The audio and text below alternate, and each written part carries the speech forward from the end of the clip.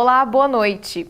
Você sabe o que é Marco Civil da Internet? O projeto de lei 12.965 de 2014 regulamenta o uso da internet no país. Ganhou força quando foram descobertas práticas de espionagem do governo norte-americano contra o Brasil e outros países. Quer saber mais sobre o assunto? Então acompanhe agora o Jornal da UFO.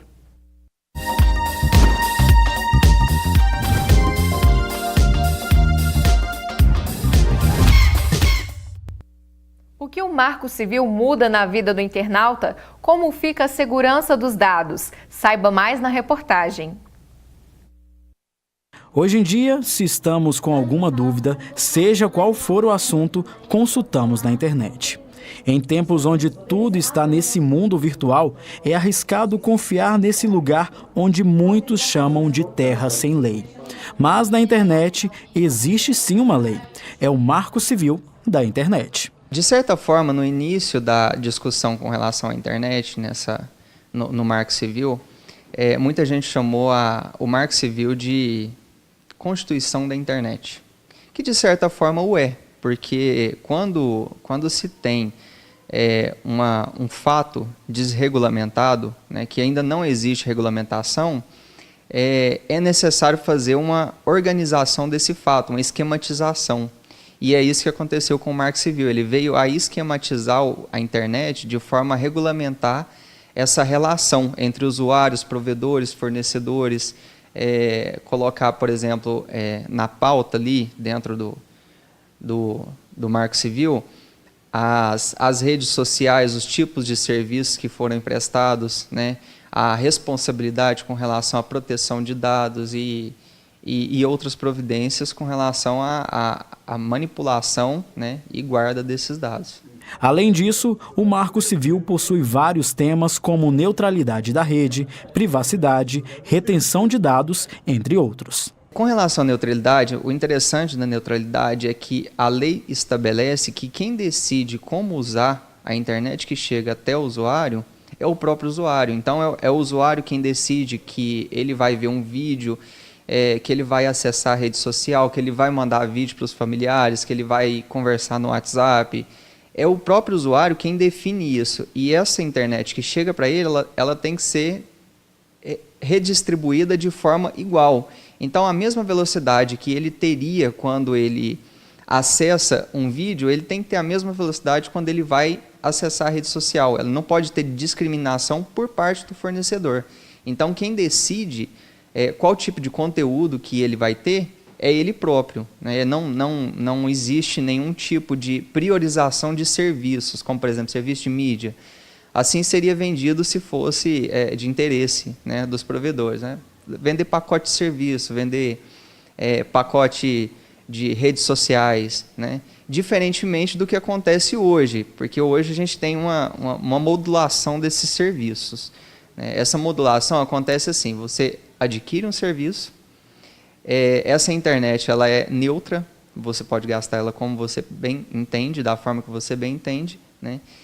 E o provedor ou fornecedor de serviço de internet, ele te beneficia com alguns pacotes, como por exemplo, pacote de redes sociais. E aquele pacote ele não é descontado da sua franquia. Então, isso não altera a sua decisão de usar o seu pacote de dados como você bem entender, né? Mas te dá um benefício com relação àquele pacote. Então, isso é visto dessa forma. Por isso, o que as operadoras fazem é, de certa forma, lícito, né? Porque justamente traz esse benefício e não um prejuízo. A internet é um lugar onde tudo pode acontecer o tempo todo. E as novidades devem ser ajustadas conforme a lei.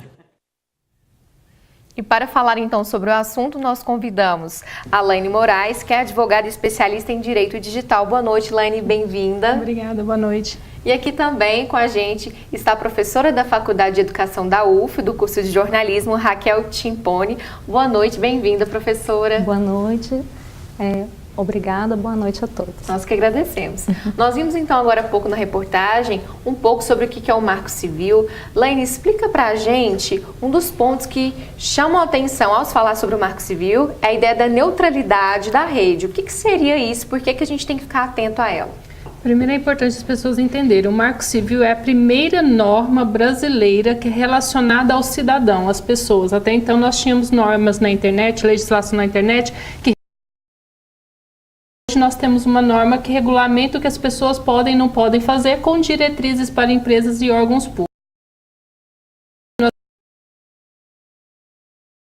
Neutralidade da rede significa o seguinte: quando você contrata um pacote de internet, você pode utilizar aquela internet para o que você quiser, sem com que as operadoras fiquem olhando o que você está fazendo com a internet. Não importa se você está vendo um vídeo no YouTube, se você está vendo um Netflix, se você está mandando um WhatsApp, se você está ligando pelo WhatsApp, enfim, não importa.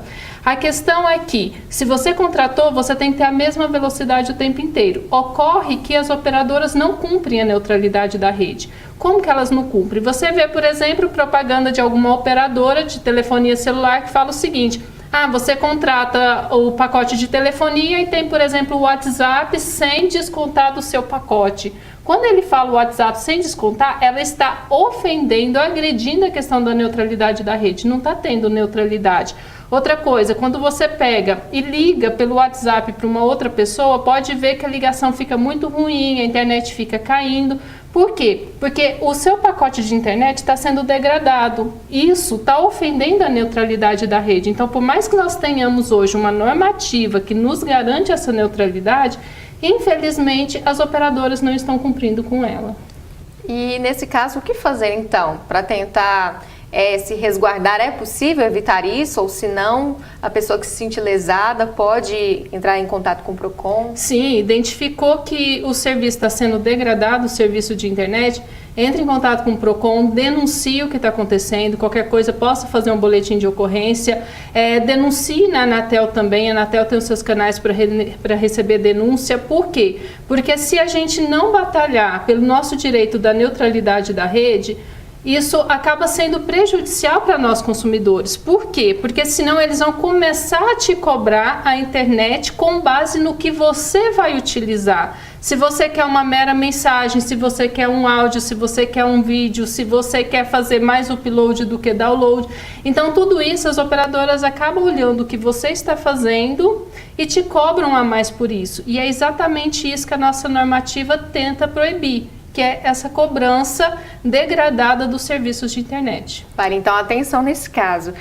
Professora Raquel, como que fica também a questão da segurança dos dados dos usuários na rede? É algo delicado também. Sim, esse é um assunto muito delicado, especialmente nessa lógica dos sites de redes sociais, de mídias digitais. Ciência de que os dados deles estão disponíveis principalmente para as prestadoras, né? Para aplicativos, para programas de redes sociais, né? E o que acontece muitas das vezes é que quando o usuário acessa e pela primeira vez entra numa rede social, ele muitas das vezes não presta atenção naquele termo de privacidade, que é o que o Marco Civil regulamenta, né? Que toda pessoa tem direito à sua privacidade e segurança dos dados, mas desde que, em uma das cláusulas, né, desde que o usuário, que entre as partes, esse elemento seja acordado. Então, muitas das vezes, a empresa coloca em letras iniciais lá como vai funcionar essa política de privacidade dos dados, o usuário não lê. E é um caso muito difícil, porque a partir daí ele começa a ter acesso a todo o rastro que o usuário faz, desde um clique a um comentário na rede. Então já existem alguns documentários desde antes das eleições de Trump, né, que muitos falam que, inclusive, no caso do jornalismo, que é o que me interessa, afetou o processo de acesso a essas informações, né, de quem são os dados, né? Os dados são nossos ou os dados são das redes e das empresas de marketing que acabam, né, utilizando destes dados. Então é algo muito interessante, porque um documentário que foi lançado, que eu sempre falo em aulas e tal, que é muito interessante, é o aspecto de que uma menina que conversava por um chat, aquele Messenger do Facebook, ela começa a se questionar porque, com uma amiga, porque estava se sentindo enjoada, e aí, a partir das publicidades que ela recebe do Facebook, ela descobre que ela está estava grávida.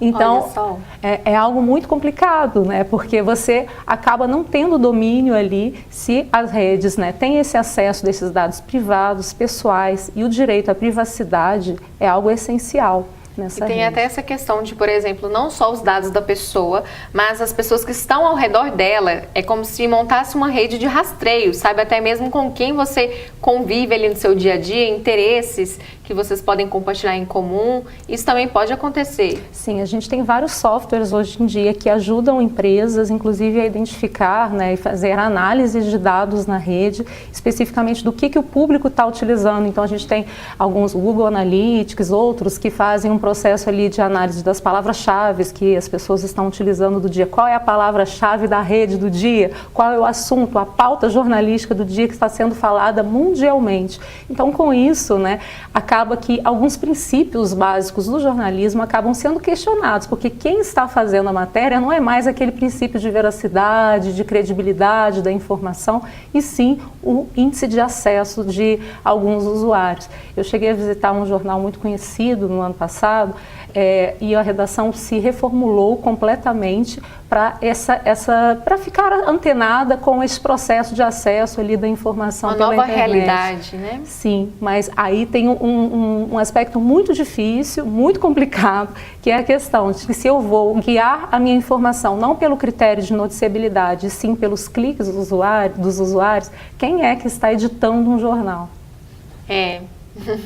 Boa pergunta, professora. Daqui a pouco, então, a gente continua a nossa conversa.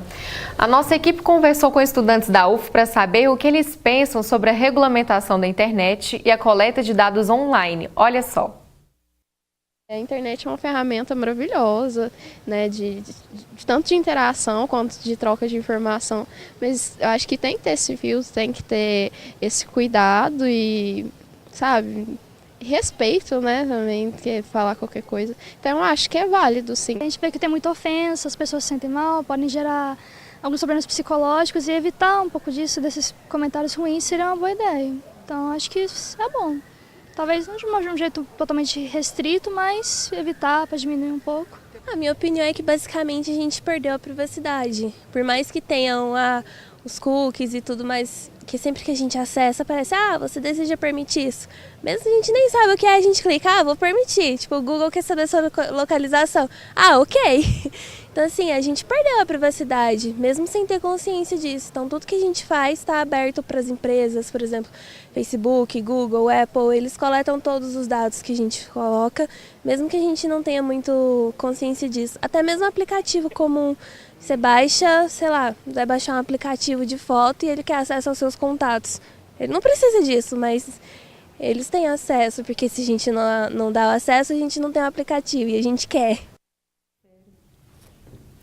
Elaine, é possível ter também esse contraponto, né? Tem o lado de fiscalizar, mas o que fazer então? Porque se os dados são usados, tem como fugir dessa realidade? Não tem? A questão é o seguinte, todos os serviços que você vai utilizar na internet, você precisa fornecer informações. Tem algumas informações que tipo de serviço. E o Marco Civil, ele fala que as empresas podem colher as informações desde que elas sejam necessárias e restritas para o serviço que vai ser utilizado. Ocorre que, em alguns casos, as empresas pedem informações extras, como, por exemplo, num serviço gratuito, elas te pedem o número do teu cartão de crédito. Para que elas precisam dessas informações extras? Então, esse tipo de informação, ele é proibido a solicitação dele, por mais que as empresas ainda continuam fazendo. A questão é que, como você tem que fornecer as suas informações para acessar o serviço, então você não tem a escolha. Eu quero utilizar o serviço, mas não quero passar a informação. Isso não é possível. Até porque o serviço exige aquele tipo de informação, nem que seja informações mínimas. Por causa disso que surgiu a Lei de Proteção de Dados Pessoais, que vai entrar em vigor no Brasil no ano de 2020. A Lei de Proteção, ela vem justamente para poder regulamentar e falar para as empresas como elas devem preservar essas essas informações, que informações elas podem manter armazenadas e como as pessoas podem solicitar sua exclusão dos bancos de dados, caso essas informações sejam armazenadas. E é interessante isso, por quê? Porque o Marco Civil levantou essa bandeira da guarda das informações, veio a Lei de Proteção de Dados para poder regulamentar. Como a gente ainda está na vacatio legis, ou seja, a gente está esperando essa lei entrar em vigor, significa que as empresas, elas nesse período, elas têm que se adaptar, mudar toda a sua estrutura de armazenamento de informações, ter conhecimento do que pode e não pode ser armazenado, para então começar a ser exigido dela essa contrapartida. Só que o usuário tem que tomar cuidado. Por quê? Porque por mais que a empresa ela exige informações mínimas, mas as pessoas às vezes fornecem muito mais informação do que deveria. As pessoas abrem sua vida na internet. Às vezes até de forma inocente. De forma inocente, porque quer mostrar para amigos, para parente, ou às vezes porque quer ficar mais famosinho, conseguir alguns cliques extras e tudo mais, fornece toda a sua vida. A questão é o seguinte, uma vez que você lançou uma informação na internet, por mais que você tente apagar essa informação, você não consegue, porque sempre vai ter alguém que vai ter essa informação armazenada em algum servidor. E dependendo do tipo de informação, isso pode ser prejudicial para a pessoa. Vai que ela vai tentar conseguir um emprego, alguma coisa nesse sentido, e tem algo que ela fez que vai acabar prejudicando, alguma opinião que ela deu que é contrária, às vezes, com a ética e a ideologia de uma empresa que ela quer entrar. Então, as pessoas têm que tomar muito cuidado. Daqui a pouco então, a gente volta nessa conversa e também para você dar o contraponto com relação às mídias, tá bom, professora? E vamos saber então como fica o tempo amanhã aqui na cidade e também na região, olha só.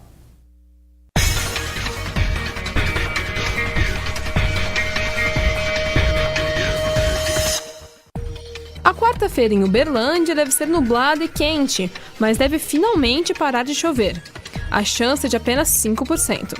A máxima é de 28 graus e a mínima de 17. Em Ituiutaba, a previsão é parecida, mas um pouco mais quente.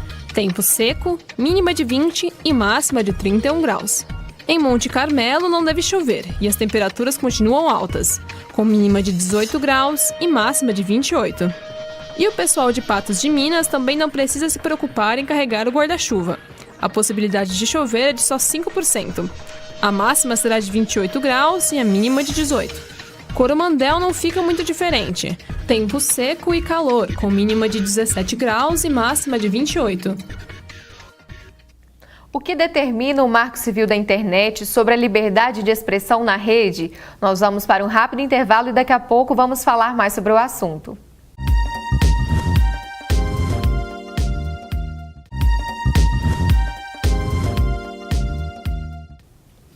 Estamos de volta e hoje, terça-feira, é dia de conferir as vagas do nosso quadro Mercado de Trabalho.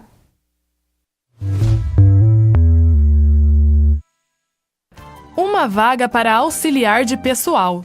É necessário experiência de 6 meses e ensino médio completo. O salário é de R$ 1.500. Oportunidade para auxiliar financeiro. É preciso ter experiência de 6 meses, ensino médio completo, carteira de habilitação A ou B e veículo próprio. O salário é de R$ 1.113. 2 vagas para jardineiro. A remuneração é R$ 1.280. É preciso ter ensino fundamental e experiência na área. Vaga para vendedor externo. Salário a combinar. A empresa exige experiência de 6 meses, ensino médio completo e carteira de habilitação A ou B. Oportunidade para churrasqueiro. É preciso que os interessados tenham experiência de 6 meses na área e ensino fundamental. Remuneração a combinar. Oportunidade para analista de suporte técnico.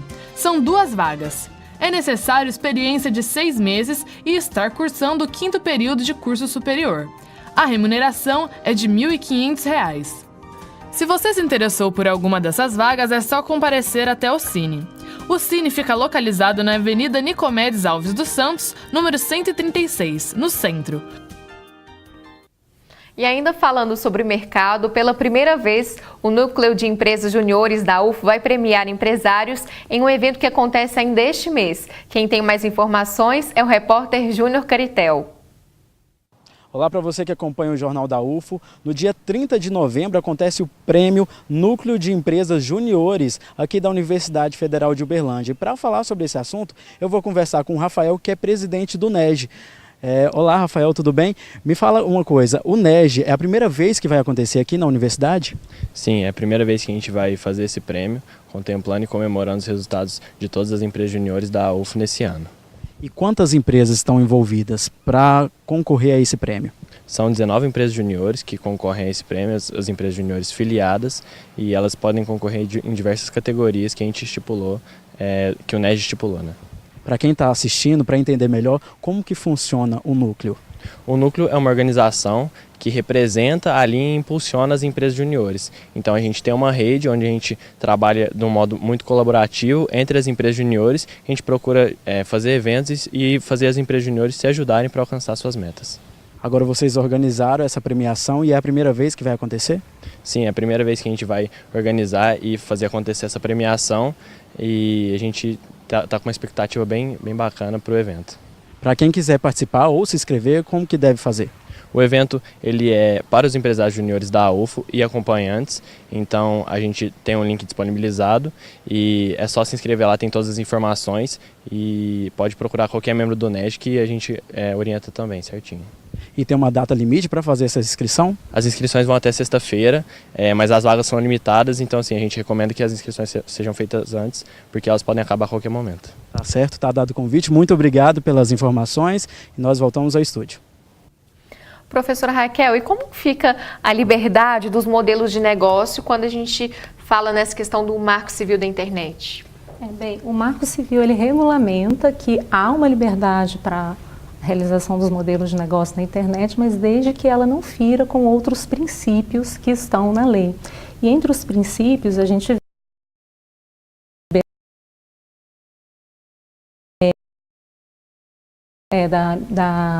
especificamente da proteção à privacidade, a proteção de alguns dados pessoais e, além disso tudo, é interessante a gente notar neste aspecto, principalmente se a gente for considerar como alguns grupos têm utilizado dessa questão da lei do Marco Civil para se beneficiarem. Então a gente sabe que existem, a gente não pode dizer que são modelos de jornalismo, são mais formas de marketing, de publicidade, que aproveitaram a forma que o Facebook e algumas mídias digitais funcionam para poder fazer dessa lógica de compartilhamento, de fluxo de informação que os usuários normalmente executam ali. Então, por exemplo, quando a gente vê uma notícia que está corrente num dia e que pode ser falsa ou não, né, não notícia falsa, uma desinformação, né, digamos assim, né, não gosto muito de utilizar o termo de fake news, muitos autores, inclusive, e pessoas ligadas à área jurídica têm defendido mais o termo de desinformação.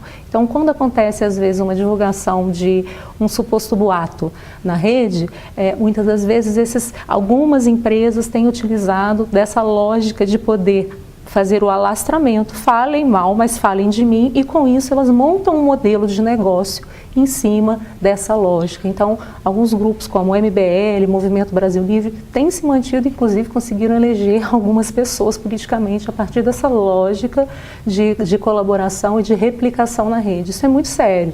Se a gente for pensar de maneira geral, né, porque vai contra essa lógica ali, o usuário ele tem noção de que ele está contribuindo com essa lógica que não é um compromisso com a credibilidade, com a informação verídica, e sim, simplesmente eu vou disseminar aquilo que me interessa só para que eu possa conseguir atingir, alcançar um público maior.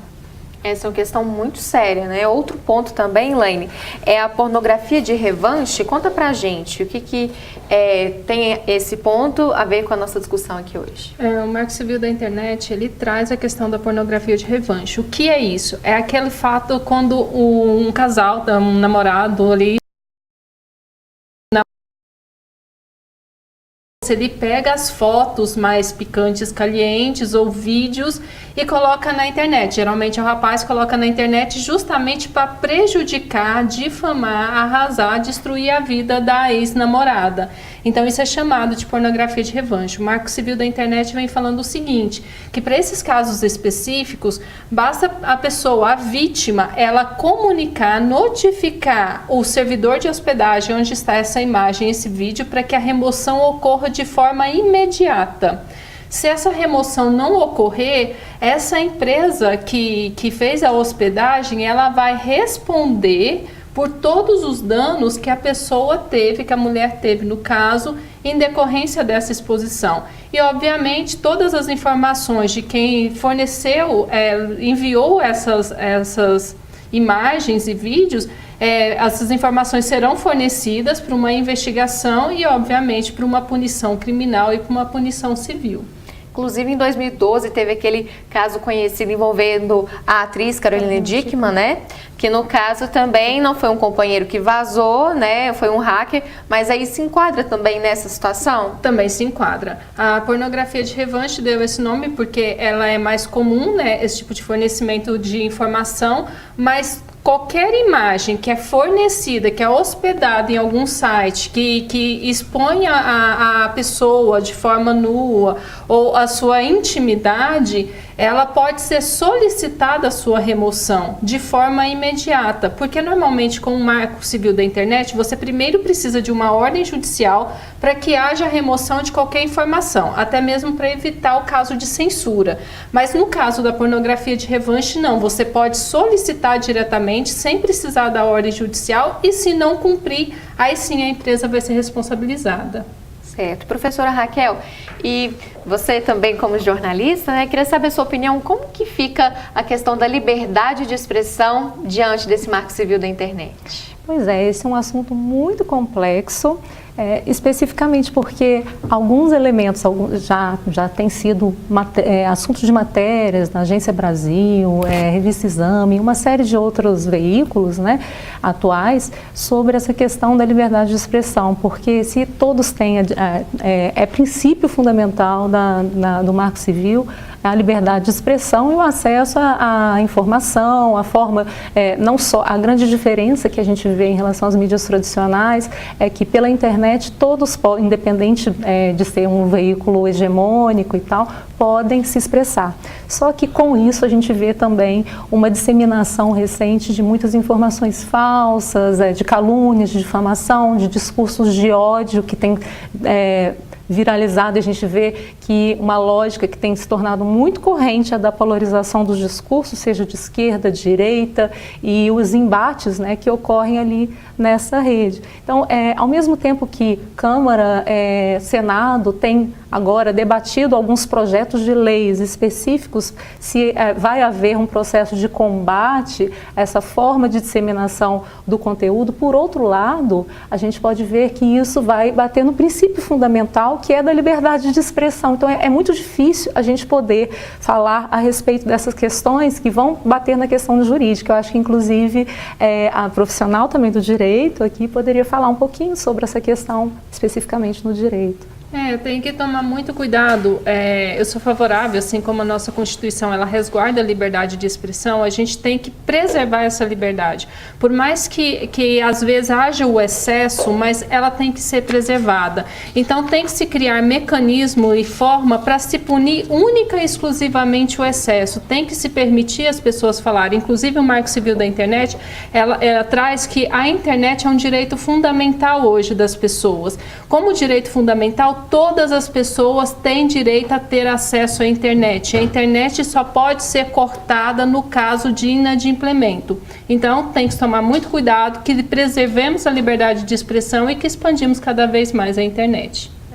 Certo. Outros estudantes da UF também gravaram a opinião deles sobre o Marco Civil da Internet. Vamos conferir? Foi várias vezes que a gente estava conversando na rua, assim, algum produto que eu queria comprar. Uma vez eu queria comprar uma bicicleta, daí fui. E quando eu fui ver no Instagram, tava várias propagandas de pegando publicidade, falando sobre bicicleta para comprar, mas aconteceu várias vezes já de algum produto que eu queria comprar mesmo e apareceu já, só por eu ter falado, nem ter digitado nada. Eu só comentei perto do celular e apareceu no Facebook, tipo, publicações sobre o que eu tava falando e tal. Foi sobre o que na época?